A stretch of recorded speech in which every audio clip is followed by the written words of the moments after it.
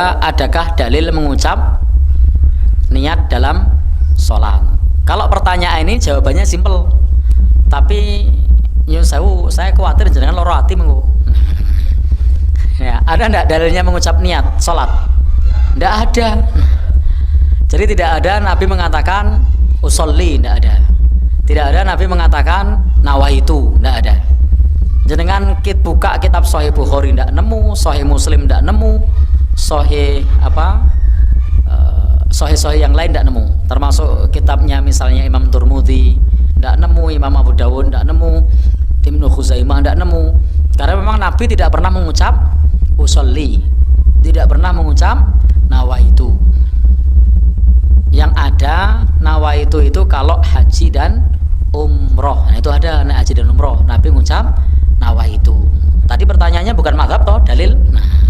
Nah, pertanyaan dalil tidak ada dalilnya. Baik, jadi tidak ada dalil ya mengucap usolli. Imam Syafi'i lho kena iso niat cara madzhab Syafi'i tak kei dhuwit. Kudu bareng no takyin ya.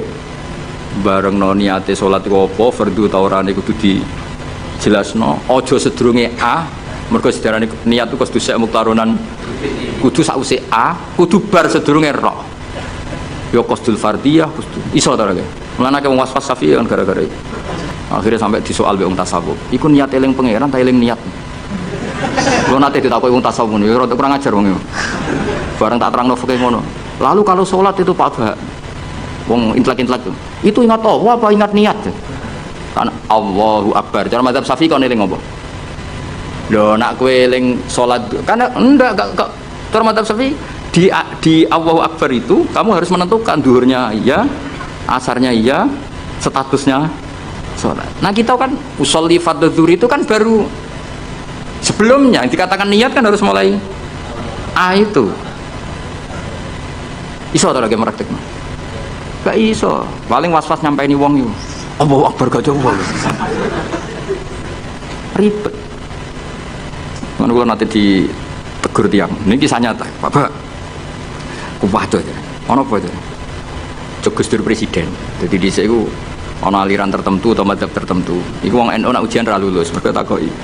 Bagaimana niat duhur? Mbak wong NU dijawab sholli fardhu zuhri gak sah. Dicorek, diik niat ada di hati. Bareng Gus Dur kuwasa. Ini jare wong iku tapi muga-muga bodoni wong iku. Bareng Gus Dur kuwasa. Apa niat sholat duhur? Kono jawab niat ada di hati. Diik. Sing bener sholli fardhu. Sing critane kanca kula, pegawai Kemenang. Gimana Pak Ba? Agama kok jadi begini? Mereka sing ngetes itu mangkel, tahu dites gak lulus. Suatu saat dia jabat, pertanyaan itu diulang. Ayo kita jawab. Bagaimana niat duhur? Ya jawab. Sholli. Tapi kalau mereka jawab, niat ada di hati. Nah sebetulnya kita sebagai wong alim, kita loh, aku tok kowe lah tak wong alim kabeh. Kita sebagai wong alim kan yo ngerti. Wa yusannu atalafuzu binniyat, tapi nak niat tetep fil qalbi. Akhirnya Pak sing pegawai Kemenang tak omong. Mulane nak ngaji mbek wong alim, masih cara NU jenenge niat yo fil qalbi. Usolli jenenge talafut binniyat. Tapi kita kan kita lah ku melok goblok. Usolli fardhu dhuhur niat apa niat dhuhur saja ya ora. Niat itu tetep fil qalbi. Lah nglafatno jenenge wa yusannu talafut binniyat.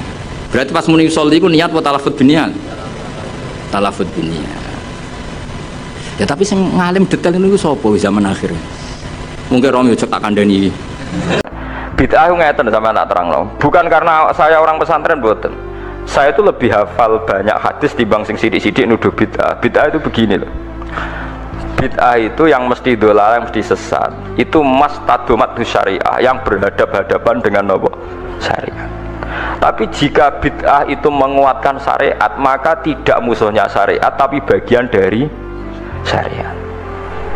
Jadi bid'ah yang dolala itu yang istodam itu berhadap-hadapan. Nak terima gesekan utawa saling bersinergi utawa saling menolong itu tidak bid'ah. Dalilnya gampang begini, ini hadis sahih. Kula boten bela NU, ya bela Muhammadiyah, ya bela siapa-siapa. Ini cerita ilmu mawon, cerita ilmu. Tidak ada yang saya bilang. Ini hadis sahih. Ada sahabat setelah iktidal Nggih setelah nopo itidal. Sama nak itidal ngafat nopo. Misalnya Rabbana walakal hamdu terus milus samawati wal ardi. Itu yang konsensus, yang normal. Tapi ada sahabat bacanya tidak begitu, banter pisan. Rungokno tenan nggih. Alhamdulillahi hamdan katsiran thayyiban mubarakan fi. Setelah sholat selesai Nabi itu aqbala biwajhi, Nabi balik kanan terus tanya, ayyukum yaqulu hadil kalimah, siapa tadi yang ngelafatkan kalimat itu? Itu sahabat diam semua karena sadar ini kalimat kalimat masalah, ini enggak ajarannya Nabi, kalimat kreatif. Wah, enggak, diam semua sahabat. Takut sekali, terutama yang melafatkan takut sekali. Terus Nabi akhirnya dawuh, enggak kok, enggak ada masalah. Saya tadi itu kaget saja, ada 12 malaikat yang rebutan kesusu nyatet di sing paling dhisik nyatet. Mergo begitu indahnya kalimat itu. Wah, akhirnya sahabat anada ya Rasulullah. Enggak, artinya kan ada kalimat kreatif yang enggak diajarkan Nabi dan dibenarkan Nabi. Paham ya? Kalau balik ini ada kalimat yang enggak diajarkan Nabi, bahkan Nabi kaget karena merasa itu enggak diajarkan, tapi dibenarkan Nabi. Mulane kula yakin umpama Rasulullah pirsa kula ngaji terus sampean do gawa kitab, gawa pulpen ya seneng mawon. Ora iso dibid'ahno. Nabi ora iso nulis berarti gawa pulpen bid'ah. Apa meneh gawa Samsung malah ora tahu. Masa Nabi Androidan kan enggak karep. Aneh-aneh. Terus kedua, riwayat ini juga di hadis sahih. Ada sahabat entah saking gimana enggak tahu saya. Pokoknya mati urip nak ngimami kulhu, rokaat ula ya kulhu, rokaat saniyah ya kulhu. Sampai syariah satu kontingen yang dipimpin sahabat itu bosen. Mereka tiap sholat itu kulhu berhari-hari. Padahal dia itu imam masjid Kuba. Akhirnya sahabat-sahabat yang ngeroh Quran itu komplain, ya Rasulullah, ini orang itu setiap sholat kok baca nopo kulhu. Itu gimana ya Rasulullah? Coba dia tanya, dihadirkan ke Rasulullah, kenapa kamu kalau sholat kok selalu pakai kulhu?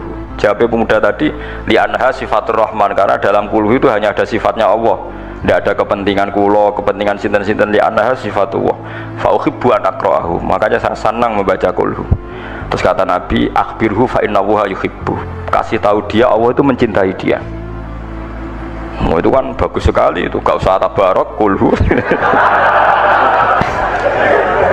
Nggak, artinya itu kan tidak diajarkan Nabi kan, selalu kulhu itu tidak ajarannya, dan tidak pernah Nabi itu selalu kulhu. Tapi ada orang kreatif selalu kulhu juga sama Nabi dibenarkan. Ya nggak bisa kan kamu pakai definisi bid'ah itu kalau nggak pernah dilakukan Nabi bid'ah. Nggak bisa seperti itu. Apalagi kalau kamu ngaji usul fikih, wah malah ketoro nak sing sidik-sidik nuduh bid'ah malah salah. Nabi mewajibkan zakat neng tamer. Mau kamus paling goblok maknane tamrin itu kurma. Lah nak nuruti persis Nabi berarti beras ra wajib zakat. Mergo Nabi ra tau zakati beras. Kacau kabeh mbok antem kromo ngoten. Tapi ya kita ya aja terus musuhan terus biasa mah. Kula biasa kaya ora ana apa-apa. Wong kula sing alime biasa. Kula dituduh bid'ah tenang mawon. Ora usah semangat, hujah ahli sunnah. Ora usah hujah, biasa mawon. Ya kayak tadi saya beri contoh, kita kembali ke Quran dan hadis. Kata kembali itu kan setelah kemana-mana. Memangnya kita pernah kemana? Mulai kita Islam ya pegangannya Quran. Terus kok kita diajak kembali, memangnya kita pernah ke mana? Iya. Kata kembali saja sudah masalah kan? Di mana-mana kata kembali itu sudah kelayapan kemana-mana. Terus diajak. Kita mulai kecil ya pegangannya Quran, tidak pernah kemana-mana. Tidak kembali, ya kembali kemana kan? Enggak, ini kalau model mantek ya, ini kan. Ya nggak usah kembali ya, memang kita tidak pernah kemana-mana. Ya kan? Sederhana kan? Sudah, kamu sekarang kembali apa sudah di situ? Kembali apa sudah di situ? Sudah di situ. Jadi sederhana, sebenarnya ngaji itu gampang. Illam yuwafiq afhama ulama ahlil haq al-akabir al-akhyar. Di sini disebut al-akabir al-akhyar. Ketika Mbah Hamid terkenal, Mbah Mun terkenal, Mbah Hashim terkenal, itu penting, itu rencana Allah. Supaya orang kalau terkenal itu barokahnya itu diuji oleh publik. Jadi terkenal itu tidak perlu kamu hasuti, kalau Allah menghendaki supaya ada konsensus, karena ulama ini butuh ijma. Jadi enak anut wali yang terkenal dibanding wali versi-versinan. Paham ya? Ana wong misalnya nyuwun sewu rambutnya gondrong ning dhuwur gunung, ora tahu ketemu wong. Terus jare muridé iku sing mulang langsung Sunan Kali Jogo, tongkate Kali Jogo, klambine Antakusuma. Sing ngakoni mung wong loro. Wis wong loro oleh muni ngene, ndak semua orang tahu kalau dia wali. Waduh, ribet. Itu gak boleh jadi pegangan. Di antara syaratnya pegangan itu asyurah wal akabir, harus punya status besar. Karena ini lewat diuji. Berapa orang yang diceritakan meragukan kewalian Mbah Hamid, tapi gara-gara ngalami kasfud domair, apa yang ada di hatinya dibuka Mbah Hamid, akhirnya ikrar. Enaknya wali terkenal kan ada proses pengujian kan. Nah, wali dhuwur gunung muridé mok loro cek bangga orang geruwong. Sing mesti kalimatnya orang geruwong, orang geruwong kebodhon koyo kowe.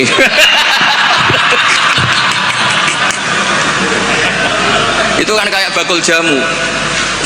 Kue tok saya kayak rego diskon, lainnya enggak. Tiap ketemu orang kamu saja yang tak kasih harga seginanya, enggak. Sebetulnya kalimat pasti kue tok sing kebodhon.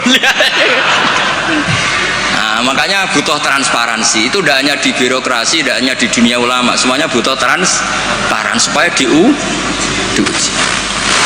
Makanya di sini Mbah Hashim menghentikan ulama ahlil haq al-akabir al-akhyar.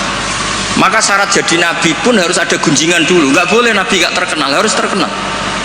Sebelum dia lahir jadi gunjingan di Bukhairah, di Nasturo, jadi komunitas di Syam semuanya gunjingan nabi akhir zaman dengan definisi yang dimiliki masing-masing. Sehingga semua orang tuh ingin itu dari mana, orang mana, terus kriterianya kayak apa. Sampai Khadijah, karena beliau punya paman yang ahli Injil namanya Warokoh, tanya nabi akhir zaman tuh begini-begini, definisinya begini-begini. Kalau nggak terkenal tahu-tahu muncul nerangno definisi nabi wes kangelan sampai. Jadi terkenal itu kalau fillah walillah itu baik, asal tidak karena hadun nafsi. Saya beri contoh ya, contoh kecil ini sekaligus Maulidur Rasul Shallallahu Alaihi Wasallam. Ada orang yang imannya itu terlambat, namanya Ka'bul Ahbar. Banyak orang yang kebetulan nasibnya baik kayak Sayyidah Khadijah. Yang dia baca dari paman-pamannya, Nabi akhir zaman tudhilluhul ghamamah tuti'uhus sahai fajrul jabini lailiyud dawai. Kebetulan yang dibaca itu, karena yang dibaca itu dia nyuruh Maisarah.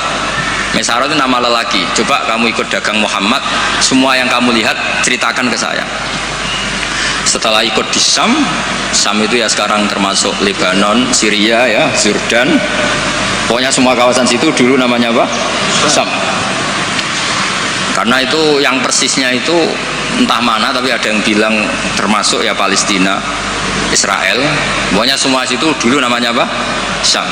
Nah, dulu ada tertentu dibilang Ariha, dibilang apa, tapi itu semuanya dulu namanya Syam. Ada pohon yang kalau ada nabi itu ngereaksi, nabi itu nggak boleh mikir, dia nggak boleh tahu. Jadi nabi itu misalnya matahari dari barat, beliau ya tetap saja duduk di arah barat, nggak mikir kalau ke arah barat itu ketemper matahari, itu nggak mikir. Memang syaratnya nabi itu nggak boleh mikir, memang dekat Allah sehingga semuanya ya memang begitu. Makun tata terimal kita bualal iman. Kalau nabi mikir kok tak adek jumpafanku kapan ya, supaya diarani nabi carane piye. Makanya nabi itu harus ummi itu tidak tahu apa-apa. Tapi di bab nabi itu sifatu madkhin, bukan sifatu dzammin. Kalau kamu ummi kan sifatu dzammin. Kalau kamu goblok tuh goblok betulan itu. Kalau nabi harus layak rok wala yaktub. Karena dengan gitu orisinal. Loh, nabi kok iso mikir, akan orang kan curiga, cari momentum yang pas dia ngaku nabi. Nabi itu harus ummi, layak rok wa layak tuh. Makanya orang kadang salah paham. Wong Nabi gak tahu kok dikatakan. Untuk Nabi itu beda. Nggak tahu itu sifatu madkhid. Jelas disebut di Quran, ma kunta tadri mal kitabu walal iman. Wa ma kunta tarju ayyulqa ilaikal kitab. Nabi gak pernah berharap jadi nabi, itu gak pernah. Gak boleh Nabi kok berharap jadi nabi terus ambisi, gak boleh. Makanya gak boleh kamu daftar wali kok ambisi, gak boleh. Cuma ini kuotanya banyak yang kosong, ya sudahlah dipaksa-paksa. Ya jalur itu fakir sabar ya bisa, bodoh sabar ya bisa. Yang paling susah itu jalur alim wirai zuhud, itu berat. Jalur fakir aja kan sudah dapat fakirnya, tinggal dapat sabarnya. Akhirnya karena itu sudah jadi gunjingan, ini barokahnya terkenal, sudah jadi gunjingan. Maisarah ditanya, ketika Nabi duduk misalnya matahari dari barat, Nabi duduknya itu di barat pohon. Nah, pohonnya yang menyesuaikan diri. Jadi pohonnya itu ales itu merubah dirinya ben iso ngiyupi. Nah, justru itu terus Rohib Bukhairah itu, wah ndak akan alam memperlakukan seperti itu kecuali dengan Nabi. Nabi juga gak minta ada gomamah yang tudilhun, ndak, ya jalan aja.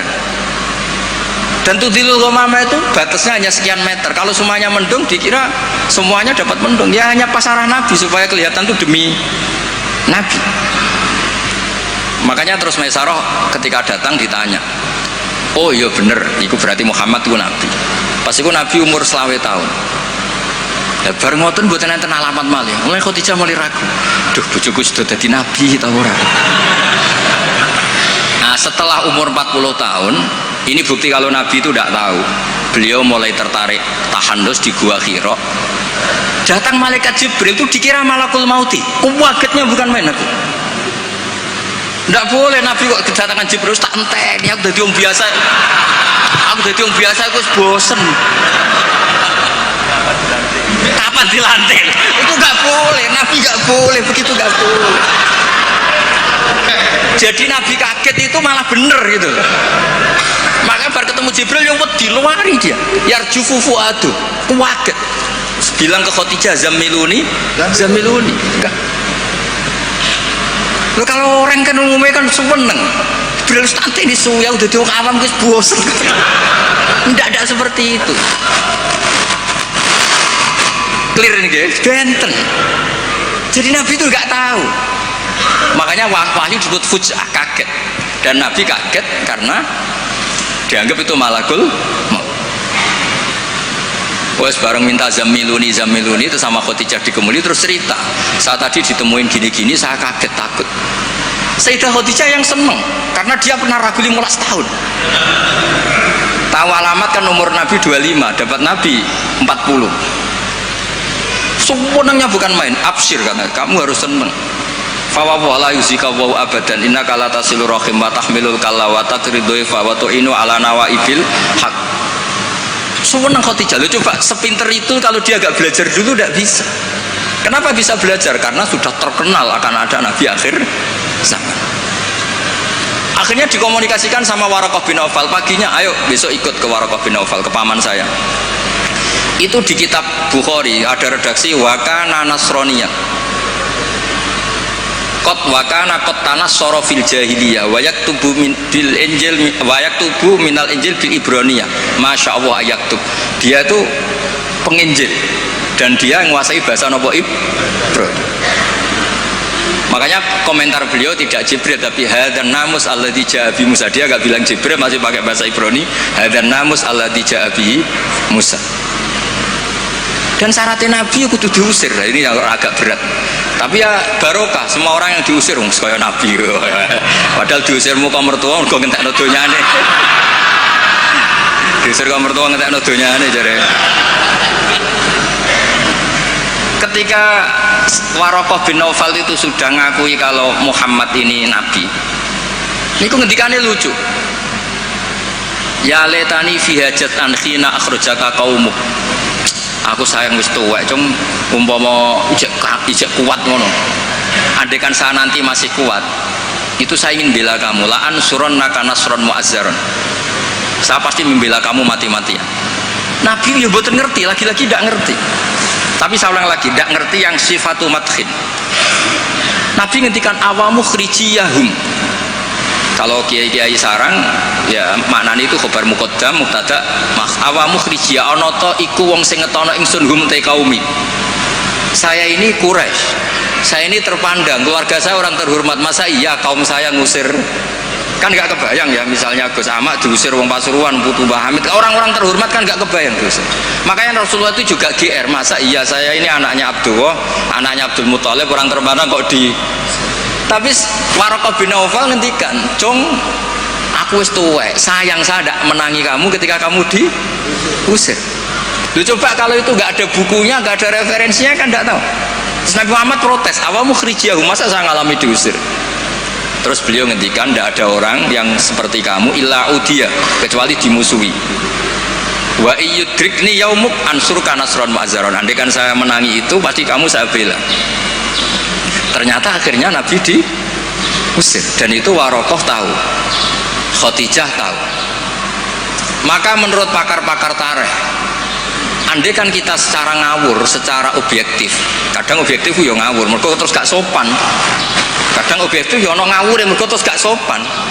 Awaluman amanah mutlakon itu pilihannya kalau tidak Khadijah itu Waraqah. Nggak mungkin Abu Bakar. Kalau kita boleh ngelamak, boleh ngawur sidik-sidik.